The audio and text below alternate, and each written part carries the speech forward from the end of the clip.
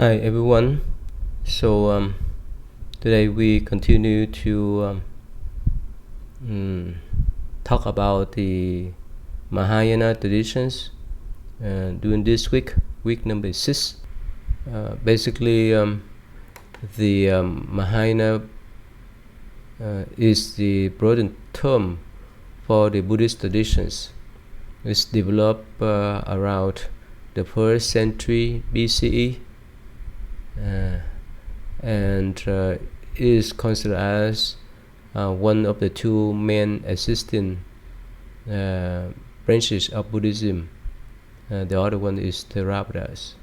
And please remember, the Vajrayana or the Tantric traditions was developed later on. It belonged to part of the Mahayana tradition. Again, Mahayana, Maha is mean red, Yana is mean vehicle, or the red vehicle, or the Bodhisattva vehicles. And this term start in early Mahayana textbook, like the Lotus Sutra, that mention about this term. And this term was translated into Chinese in early 1st century, and also it appeared in the Chinese Agama or Nikaya too. So, like I mentioned before, after the second Buddhist Council, the Buddhist committees start to separate into 18 schools, but eventually it has the two main schools, the Theravada and the Mahasamgika, and later on it turned into what we call the Mahayana traditions. And some scholar developed this school, like Narayana, the one that was considered as the second Buddha, the Nyaja, Kandrajiti, Adideva, and so forth. So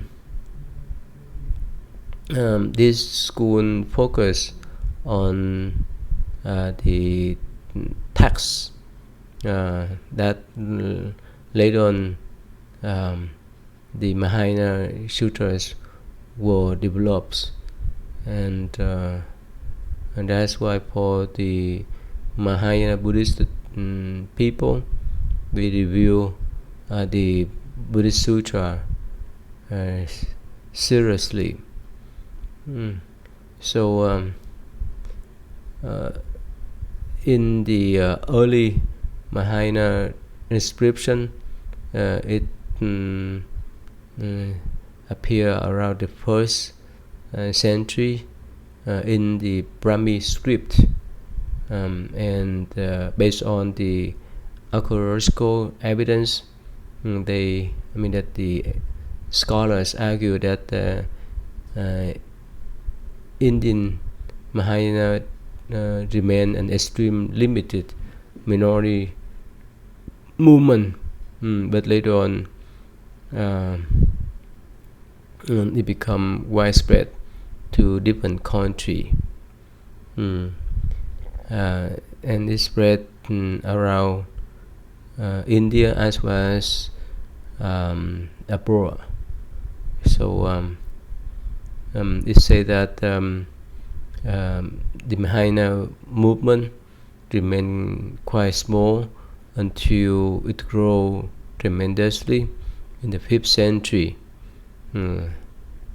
So from that time on, many Buddhist scholars within these traditions produce all kind of Mahayana Buddhist sutra, and of course it's based upon the spirit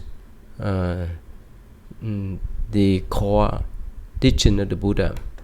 So let me show you one more times about the route that Mahayana Buddhist tradition spread in India and around the world.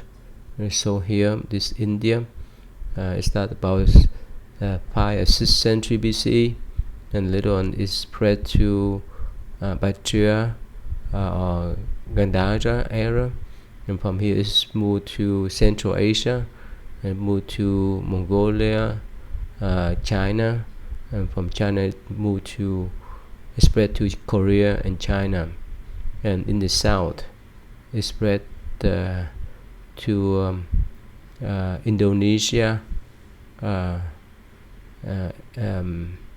and even some portion of Vietnam too. Like I mentioned before, Vietnam is so unique that it received both Mahayana and Theravada.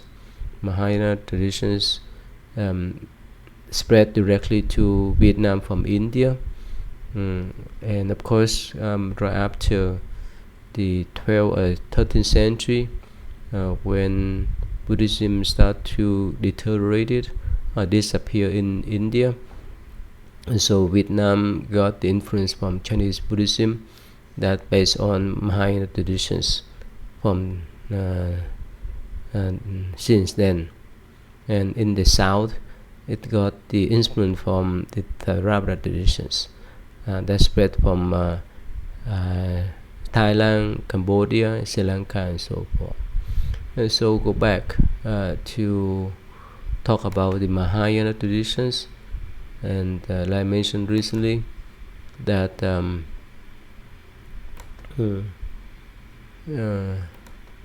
let's see here.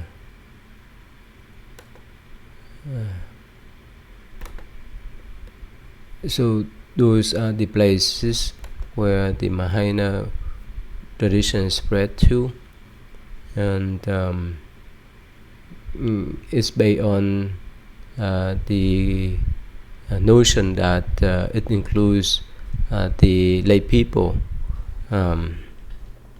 So let me put it this way: in Theravada traditions, or the southern traditions, or these conservative traditions, they focus mainly on the monastic communities. That means Buddhist monks are the leaders of the Buddhist communities and the representative of the Sangha. But in the Mahayana traditions, it include the lay people. So that's why we have lay Bodhisattva as well as the monastic Bodhisattva.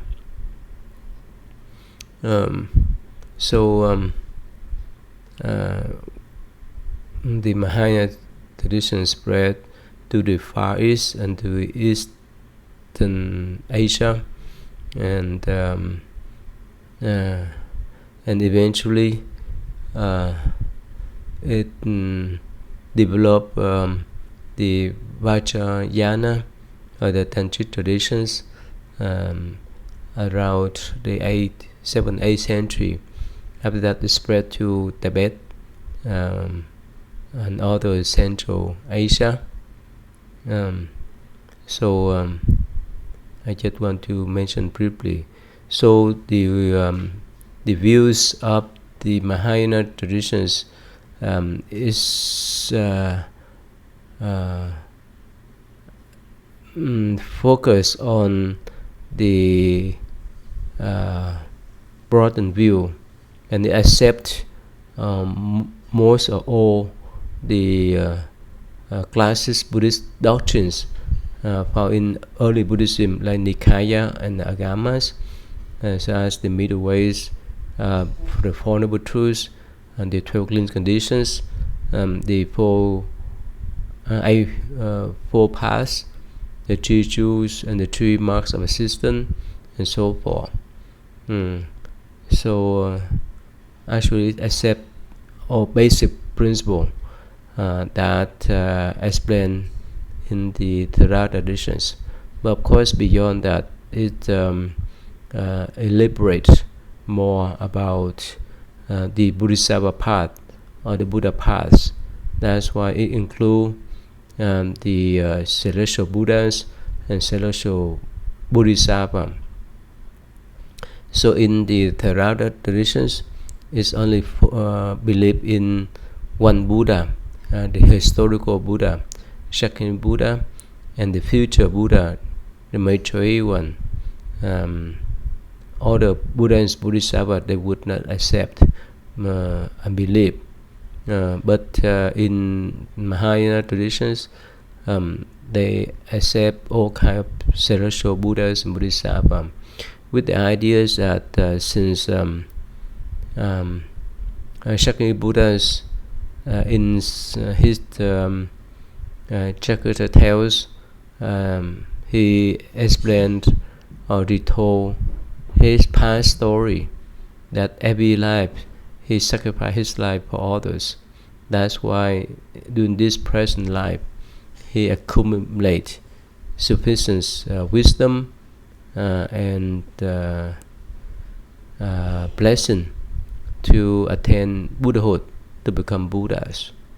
And if you read the Chakrita tales story or the past life story of the Buddha, you will see, regardless of the forms, sometimes he was born in the heaven, sometimes he was born as human, sometimes even he was born as animals like dog, like the elephants, bear, and so forth.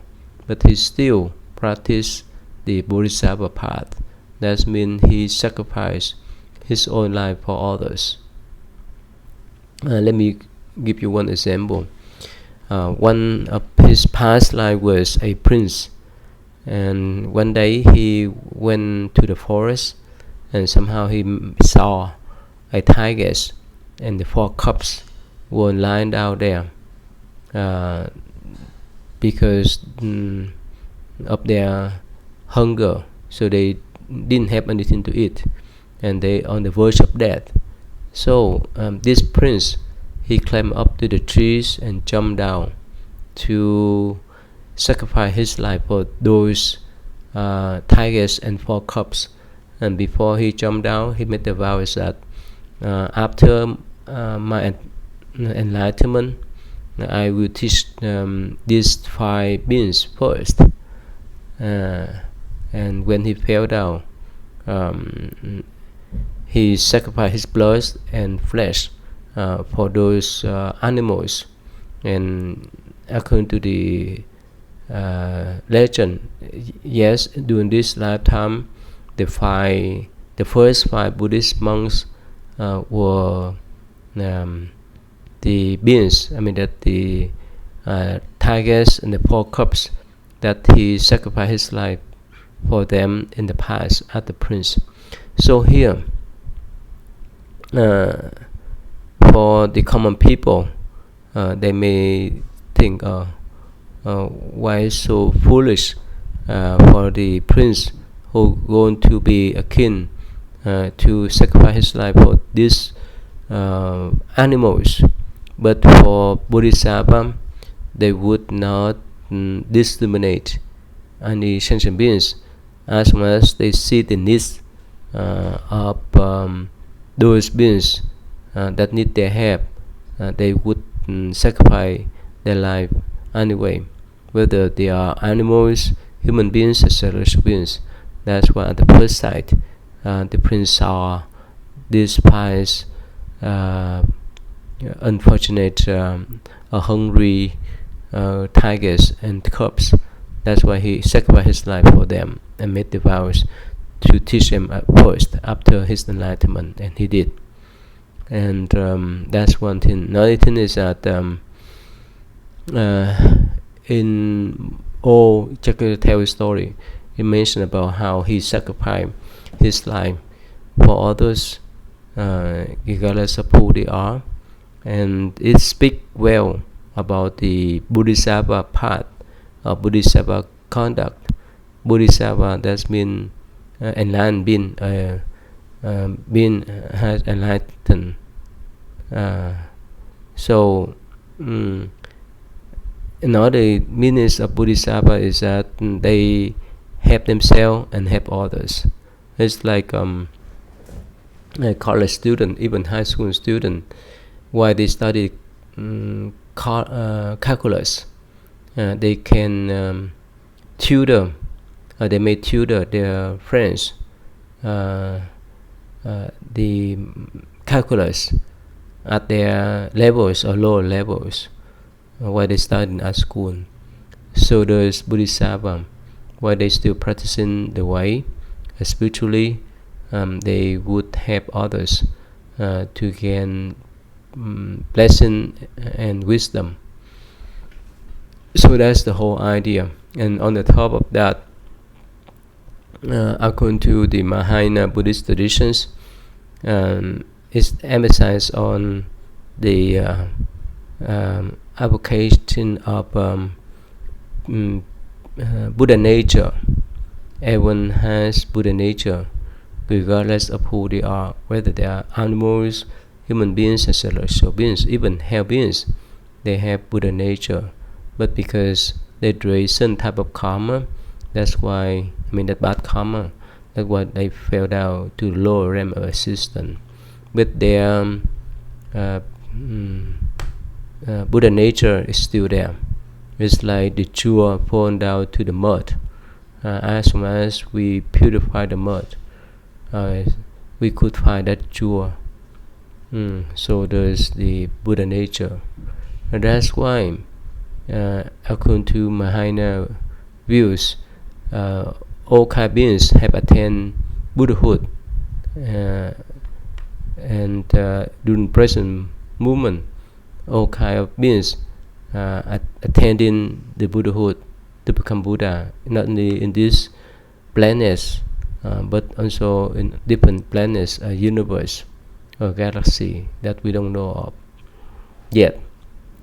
And the being in the future too, if they practice the way spiritually, they could attain Buddhahood too.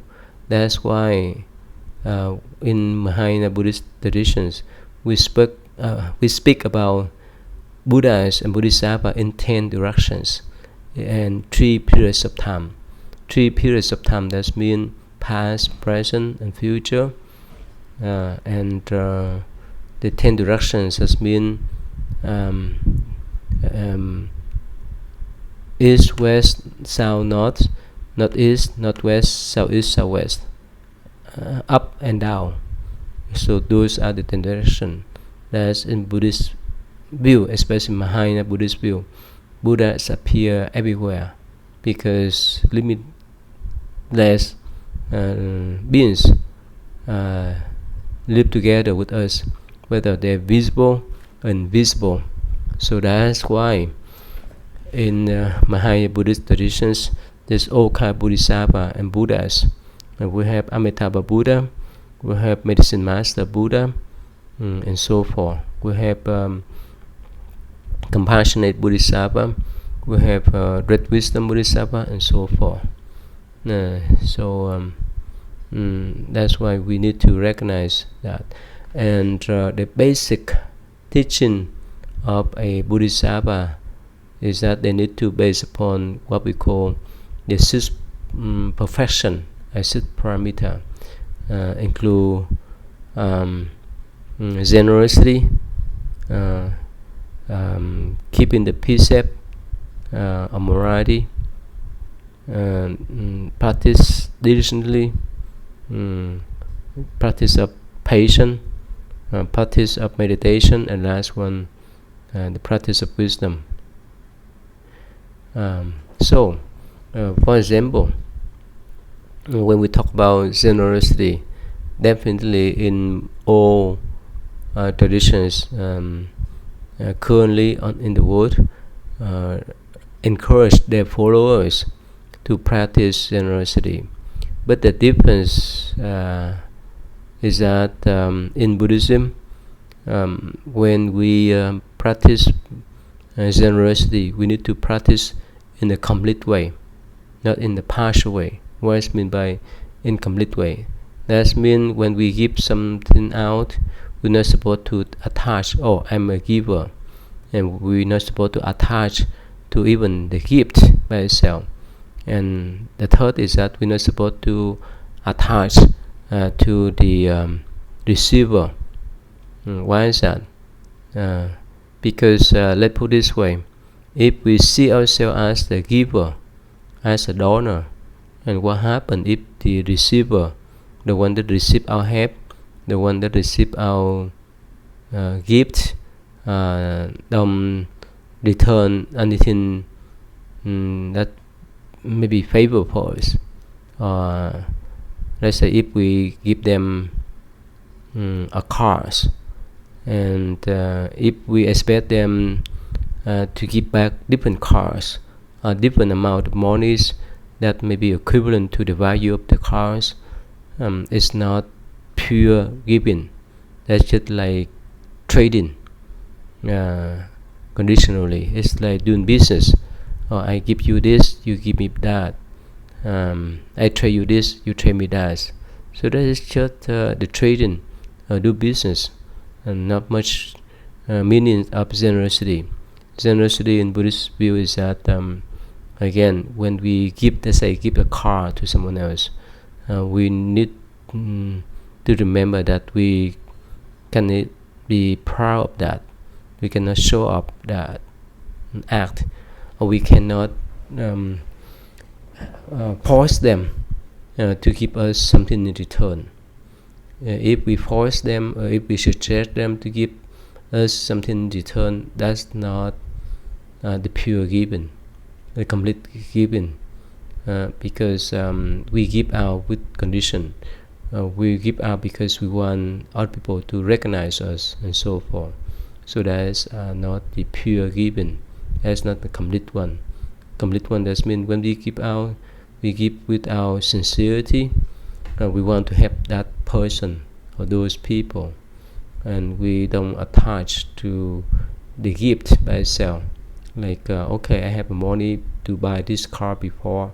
It may cost me 10,000 or more, but whenever I make decision to give this car to others, and after I have given the car, now the car belongs to them.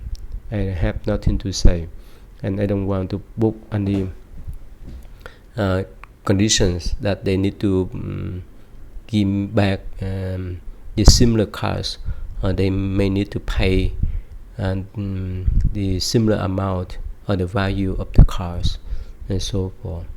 Because as much we put the conditions for the giver to give back favor, or to give us a favor and so forth, of course they may feel uneasy, and they may recognize it's just only the trading, not the pure giving, not the pure help. So that was the meaning of giving in complete way, by not attaching to ourselves as a giver, the gift by itself, and the receiver. And another example I want to give you: let's say the parents, they take care of the children well when they were young, but what happened? If they constantly remind the children that, okay, now I take care of you guys, I raise you guys.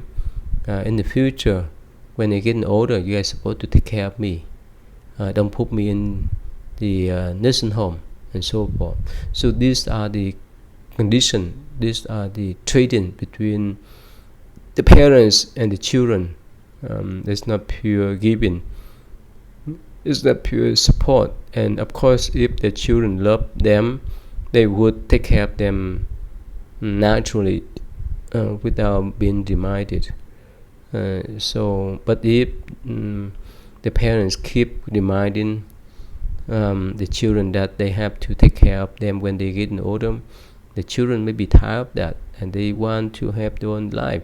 They may go somewhere else. So let's go back. So that's what the meaning of giving in complete way.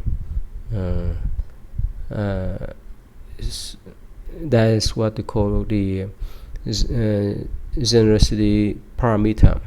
That is what the path of Bodhisattva. And beside that, there's all kind of teaching and principle a Bodhisattva need to learn and recognize. Let's say at first they need to recognize that they have Buddha nature. That's why they embark on the path of Buddhism spiritually, and they need to bring for the Buddha mind. As mean need to activate that pure nature with that kind of understanding and practice. Eventually they could live within their own pure nature, and eventually they could get back to their Buddha nature as the Buddha has done. So that's why the theories and the principle of Buddha nature is so important that everyone needs to recognize. Let me put it this way: if you have pet like dog and cat, you could recognize that, especially for the dog, they are so faithful to the owners, and that's one of their virtue. And of course, we cannot compare with a dog. We have all kind of virtue that we can develop, like forgiveness, loving kindness, and so forth. So let's put this way, for us to understand generally what's meant by Buddha nature, or good nature. So let's say every one of us have some kind of mental fluctuation, like stress, anxiety, depressions. But remember, they come and go. That's why the Buddha reminds us that those mental fluctuations are not us. The one that stick with us from this lifetime to next lifetime is what we call Buddha nature or good nature. Like you mentioned recently, the dog has the nature of being loyalty to their owners, and even the chick have the instinct that they want to protect the chicken. The female chicken have the instinct to protect their own chick. I'm not talking about human. We have all kind of virtues that if we can be developed in fully way, we will be a great person, a holy person, like loving kindness, compassion, forgiveness, and so forth. So that's why in Mahayana traditions, that everyone of us need to recognize that type of wholesome nature and develop them in a fully way. When we recognize and develop them in fully way, a complete way, at that moment we become Buddhas. So that's why in Mahayana traditions, we have what we call Bodhisattva path, and there are at least 50 levels of Bodhisattva before attaining the last state, that's mean the Buddhahood. So in Mahayana Buddhist traditions, we have what we call the Brahmana Sutra, or the precept for Bodhisattva, the one who practice this Bodhisattva path. And generally for the monastics, Bodhisattva, they need to keep 10 major precepts and 48 minor one. Of course, for the lay people, they may receive or follow lesser numbers of precepts than the monastic communities. But in those precepts, they remind us not to commit crimes or bad karmas, and on the other hand, at the same time, there's some even minor precept encourage us to help others. For example, there's one minor precept that's spelled out clearly that if we have abilities to help someone else, physically, mentally, materially, financially, and spiritually, if we have those abilities, we're supposed to help others when they come to ask for help. Let's put it this way.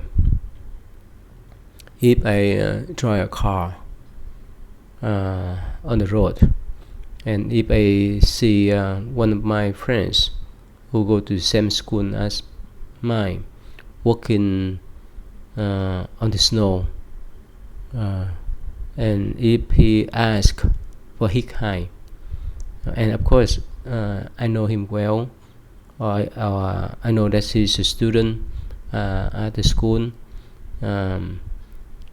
as a Bodhisattva practitioner, I need to help him. I need to extend my arm to help him, to give him a ride home or to the school. That's obligation, and actually that's good training and reminding for us too, because usually sometimes we hesitate to help others, but with this kind of guidelines or precept, they force us to step out of our shell, a boundary, to help other people. And of course depend upon how sincere we are, and also depend upon how frequent we do. Eventually we can accumulate some kind of good habitual patterns, like giving out, helping out others. So that's one of the minor precepts that remind us that we need to step out to help others. And as soon as someone receive this Bodhisattva precept, we in Mahayana tradition we consider a initial Bodhisattva. That means the one who starts to walk on the path of Bodhisattva. And of course, throughout not one lifetimes, but so many lifetimes, we can work step by step to advance to the Bodhisattva levels of 50, 51, depending upon traditions, and eventually we could attain the Buddhahood to become Buddha. And one of the important principle in Buddhism, especially in Mahayana Buddhism, is that the skillful means. What mean? It means that we use our wisdom to help others. Let's put it this way. Let me give you one example. Let's say if we take care of children, they're crying because they want to play with toys, and of course because they're still young, immature, that's why they ask for toys. So due to our compassion, we may buy or give them some toys to play, so that they will be happy. So that is what we call skillful means. And not talking about the children, but we also talk about other people. Let's put it this way, like in Asian Buddhist traditions, I say if we go out to help others, we need to make friends of them, so that they can feel comfortably with us. Otherwise, if we offer the help, they may be scared. So that's why in one of the Buddhist principle of generosity is that we need to work together with others. We need to get know of other people. We need to share with other people, and by that way we could have the bond, the affinity to teach them. So that is one of the skillful means. And also what we call the one vehicle has been the ultimate goal for the Mahayana Buddhist people is to attain Buddhahood, to become Buddha, because everyone has Buddha nature, and this one is the most important principle, because the Buddha start first to remind that everyone of us has that pure nature, wisdom nature, a Buddha nature, and the Buddha wants us to become Buddha like himself. That's quite different from other traditions. They start with the sin of human beings, but Buddhism starts with the pure nature or wisdom nature of sentient beings. So let's put this way: if we tell our student or children that okay, you have so much potential to become a doctor in future, and of course with that kind of encouragement they would study hard. They would try to study hard, because even they have not become doctor yet, but because of our encouragement and providing the example, so eventually they would trust themselves to study, to become doctor, engineer, and so forth. But on the other hand, if we put them down, we say, oh, you have so much sin, you have to depend yourself, you cannot do anything except rely upon me, and so forth, definitely they will be dependable person. Probably they may feel down because of those negative notion, views. So that's why Buddhism starts with the positive notion that everyone can become a Buddha. The Buddha appear on this earth because they want us to become Buddha like him, not to serve him. So no matter what kind of tradition we follow, especially in Mahayana traditions, that as much as we practice and make the vows to work on the Bodhisattva path, eventually, one day, we don't know how long, we may become Buddhas. Whether it may take us 1 lifetime, 2 lifetimes, or even millions of lifetimes. But eventually, if we accumulate enough merit, wisdom, and blessing, we could become Buddha in the future. That's why in Buddhism we have celestial Buddhas in the past, present, and future. And as long as we trust ourselves that yes, I have ability to become Buddha, I have abilities to develop my virtue, my wholesome characteristics, we can do that. Like I just say that if we start to believe that yes, I can be doctor, I can be engineer, I can be teacher, professor, and so forth. If we start with that positive mind, eventually we can attain, achieve to that position in the society. So there's the Buddhist principle of Buddha nature. So that's so important that we need to recognize. And on the top of that, in the Mahayana Buddhist tradition, especially start from Nagarjuna, he postulates the middle theories or the middle path principle, what we call the Madhyamaka.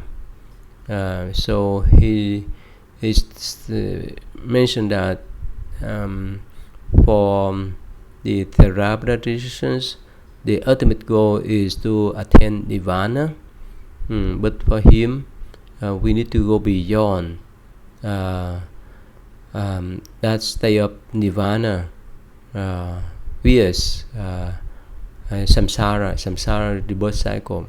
So, in his view, the Theravada Buddhist people still attached to duality. Has been one side is samsara or the birth cycle, another side is nirvana. So we need to go beyond that attachment of samsara and attachment of nirvana. We go midway. That means we need to work on the Buddha path. That's what he developed when what we call the two truths theories. Two truths theory, that means the first one is the conventional truth, and the second one is the ultimate truth. What's meant by conventional truth? Conventional truth means, like one example, everything is impermanent. The cars, the tables, even our body would not last forever. So the impermanence principle belongs to conventional truth. And what's meant by ultimate truth? Ultimate truth, that means it relates to our Buddha nature, Krishna nature, that we need to invoke, activate, and put it this way in the practical sense. Let's say when we see the flower, and we may have a thought, oh, I like this flower is so beautiful, but the other thought may say, oh no, this flower is so ugly, I don't like it.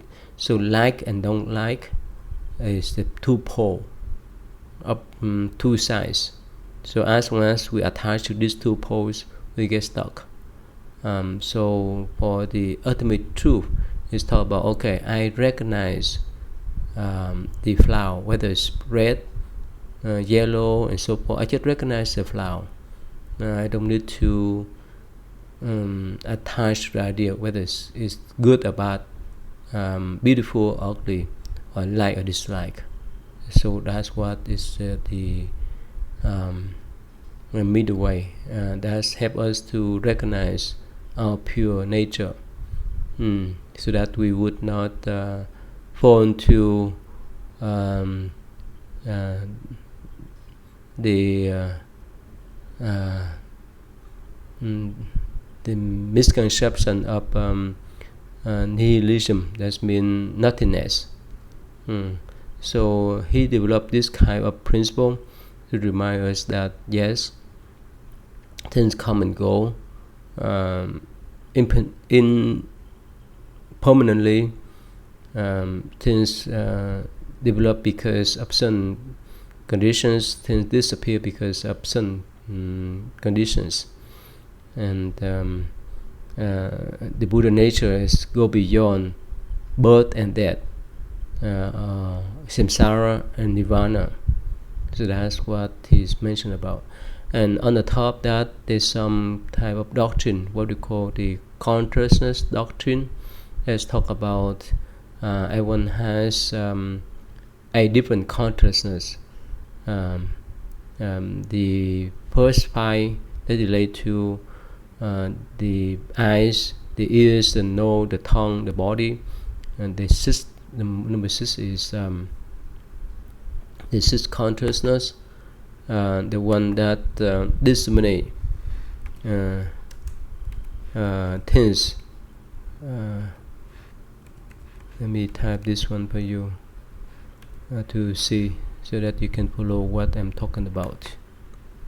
Okay, let me share the screen with you. Here what I'm talking about, the 8 consciousness. So the first 5, the sight, the hearing, the touch, the smell, the taste, has belong to our 5 senses. Relate to our 5 senses: the eyes, the ears, the nose, the tongue, the body, the nose. So that's each sense has its own consciousness, but number 6, the 6 consciousness control them. They are the one. This one control, this one disseminate, distinguish the sight, the smell, whether it's good or bad, and so forth. But this 6 consciousness will send the information to 7 consciousness, and the one that attached to the cell, it say, oh, I have a real cell. So that's why it has the attachment, grasping, and aversion, that hatred, and because of this type of attachment, so that's why we revolve in the samsara. So the 8 consciousness is what we call the deep karma, or the base, or the storage consciousness. That means it to store all good about karmas in the past. So this is the first consciousness that go into the wombs of the mothers, and will be the last one after we pass away. And these 7 consciousness attached to the 8 consciousness as the real self. That's why it has the hatred, the delusion, and the craving. So let me give you one example so that you can understand easily. Let's say we like to eat hamburger. The hamburger image, taste, and so forth, we have stored in this 8 consciousness, and the 7 consciousness say, oh, I like that consciousness because I like that hamburger, because that hamburger is mine. I like it. So when we contact with external conditions, when we see hamburger, right, the 6 consciousness right away distinguish the difference between hamburgers and other food at Vedano. So after that distinction, right, so this 6 consciousness send the signal to number 7, and number 7 say, oh, I have taste the hamburger before, that's why I like to have more. That's why it compare with the 6 consciousness information of the hamburger, and can consume more. The more it consumed, the more it drained the depth, profound imprint into the 8 consciousness. So these are the general information, brief explanation about 8 consciousness, how they function together. Since we don't have much time, I don't want to dwell too much on this matter. So again, let me move on. The doctrine of consciousness, a doctrine of the pure nature of Buddha nature, are the most important principle or theories in Buddhism. And of course, it claims the superiority of the Mahayana Buddhist traditions. It claims the authenticity, of course, with the support of the scripture, the Mahayana Buddhist scripture. It support that kind of principle. Let me put it this way: there's many different Mahayana Buddhist scripture, and because of those scripture, it produce or create or initiate some sub division or the sub denomination within the Mahayana Buddhist tradition. For example, there's some Pureland Sutra that the Mahayana Buddhists rely upon. Let me share with you here. There are three types of Mahayana Pureland Sutra: the longer, the shorter, and the explanation of how we contemplate the Pure Land. So based upon these three Pure Land Sutra, the Buddhists in India developed the Pure Land traditions, and later on this Pure Land set spread to China and become prevalence, become a great movement after the 4th and the 5th century. And actually, if you visit Chinese or Vietnamese temple, most of the time you see the elderly Buddhist people, they recite Buddha names with the wish that they want to be born in the Western Pure Land of Amitabha Buddha. So that's what this Pure Land about. And another thing is related to the Zen traditions. Of course, Zen is a Japanese term. It came from the term dhyana, that's Sanskrit word, and it transliterated into Chinese as Chan. And from Chan, it transliterated into Japanese language is called Zen. So this type of Zen traditions is mentioned about meditation, but they don't rely upon the Buddha Sutras. The idea is that they start with Bodhidharma, that they actually this Bodhidharma was considered as the first Zen master in China, but he was the 28th Zen master in India. So he went to China in the 6th or 7th century to spread the Zen traditions. At first, the Chinese emperor, the Lan emperor, did not understand what he said. That's why he left and went to the Shaolin temple to meditate for 9 years by sitting in front of the wall for 9 years. And after that, he received the Chinese disciple. And eventually, they have 6 more Chinese patriarchs, Zen patriarchs. And after that, it split out 5 houses of Zen, and we can study later on. So the idea of Zen is that because we so attached to things, and even when we come to study Buddhism, we have the tendency to attach to the sutra. So the Zen master advocates that we're not supposed to attach anything, just look in our pure nature, Buddha natures, and the Zen masters use all kind of experience means to teach the student. Let me go back to the story between Bodhidharma and the Lan emperor, the Chinese Lan emperor.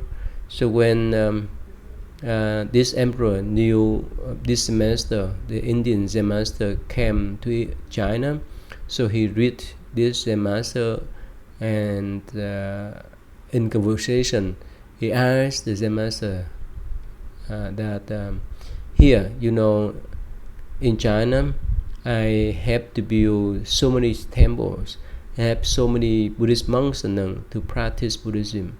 I have print so many sutras, books of Buddhism.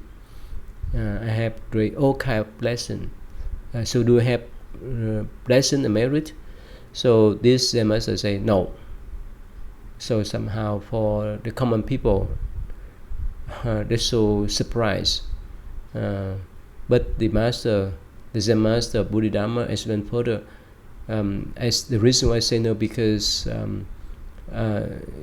the merit that you draw by helping Buddhist monk to practice and spread Buddhism or build a temple and so forth, you have that kind of what they call temporary merit. That means they come and go. That means when you do that kind of merit, later on, the next life, you can receive a blessing and merit because of good karma. But if you attach to them, you get stuck into those wealth and position. Let's put this way. So if someone is so wealthy, someone is so famous, most of the time they would attach to their wealth and position. And with that attachment, they don't want people to take away their wealth. They don't want people to push them away from their position. And whoever challenge them, they would harm or kill those people. And it's applicable to especially the dictators or the communist people, that they want to control the mass. Whoever challenge their right of running the country, they would harm or kill them. So that's the whole idea. So that's why this master Bodhidharma, he said, well, yes, you have merit, but it's still temporary because of your attachment on those merit. On the top of that, if we don't know to recognize the own Buddha nature, there's no use. Because in Buddhist view, if someone have good karma in the past, if someone did good karma in the past, they may be born in the heaven, or they may be born in human realm, but they may use up their own good merit. Let's say if someone saved a couple of $100,000 in the bank, and what happened if that person use all? And of course, they may need to work again in order to have some more saving. So there's the one that really good karma, but on the top of that, because of their attachment to those wealth and position, they may harm others at the end of their life. And that's why whoever recognize and activate the Buddha nature, that's his merit and wisdom is everlasting in Buddhist view. Okay, so that's one of the tradition, the Zen tradition, and there's many Zen story that since we don't have much time to talk about, you can type Zen story to tell our neighbors. You can type on Google search. And the other one is the Tantric tradition. I mentioned that is spread to Tibet and other Asian, Central Asian countries around the 7th or the 8th century. And now it's prevalent, it's popular because of Dalai Lama and Tibetan Buddhist communities. So based on the recitation of mantra, mudra, and so forth, to do the practice. And I think you may have seen some Tibetan monks that make sun mandalas. So when they make that sun mandala, they visualize themselves that they are in the Buddha land and so forth. That's one of the practice. Okay, so let me share with you some video clips about the Mahayana Buddhist traditions. Of course, there's some video clips that I pause on the blackboard for you to view too, but here I have to share with you this short video clips.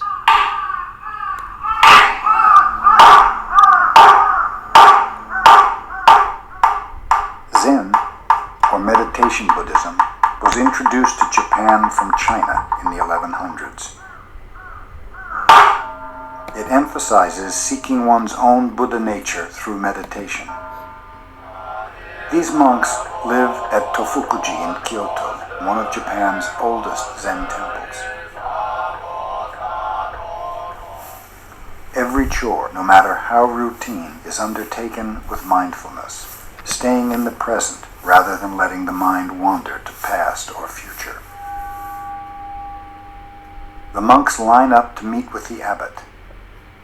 They will discuss koans, paradoxical problems that cannot be solved through rational thought. The process of working on the koan, for months, even years, will open the disciple's mind to new levels of awareness. Monks spend much of their day in meditation and rarely sleep more than 4 hours a night.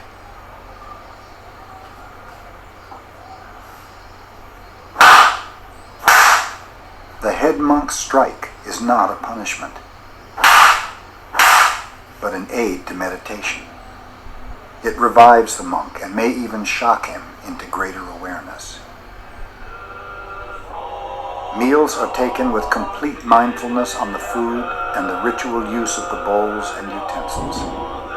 Not a drop is wasted. After cleaning the temple, the monks venture out to beg for alms. In the old days, people gave rice or other offerings of food. These days, it's more common to give cash.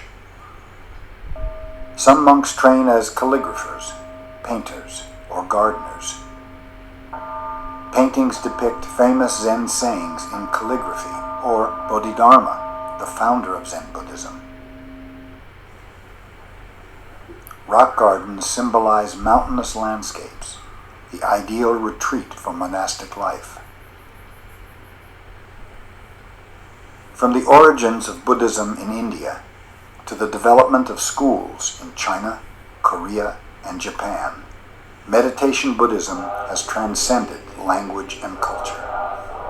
Over the past 50 years, Zen has gained many new followers outside of Asia. The pursuit of mental focus and the benefits of meditation appeal to people in search of meaning in a rapidly changing world. Okay, that's the Zen. And this one is, I'd like to show you that they speak in Vietnamese. I just want to show you the scene that they decide the Buddha names.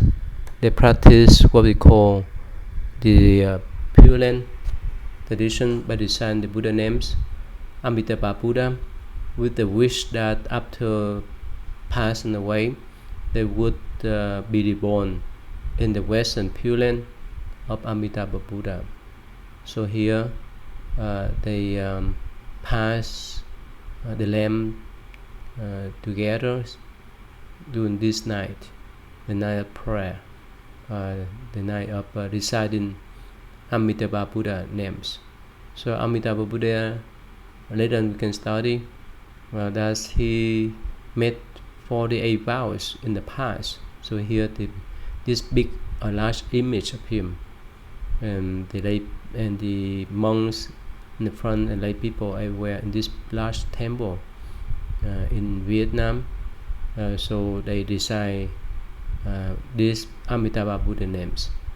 Amitabha does mean limitless light and limitless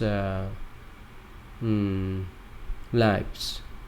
limited life just means the light of Buddha is so unlimited that is spread everywhere. That represents the wisdom. The unlimited life, that means it represents our Buddha nature. It's everlasting nature within our mind. Even we have the impermanent body, but that pure nature live with us forever. Whether we were born in the human realms, in the celestial realm, or in the hell realm, our Buddha nature is there with us.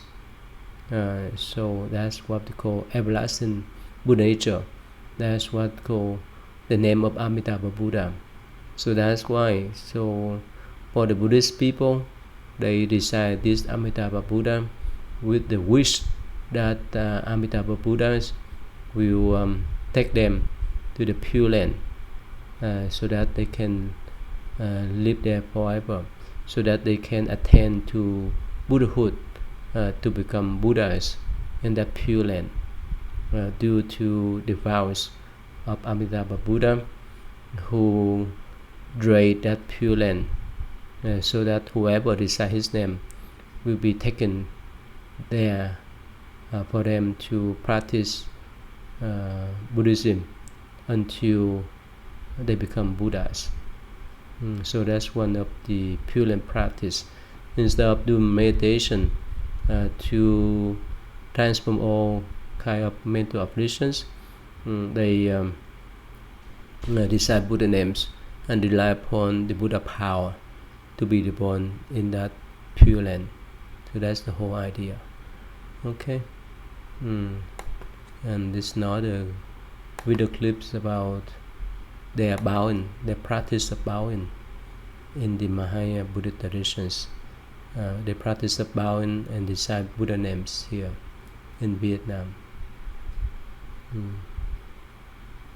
Alright, so that's all for me to share with you about the Mahayana and Theravada Buddhist traditions for this week. Okay, so let me stop here today and hope that you understand some principles that I shared with you in these video clips.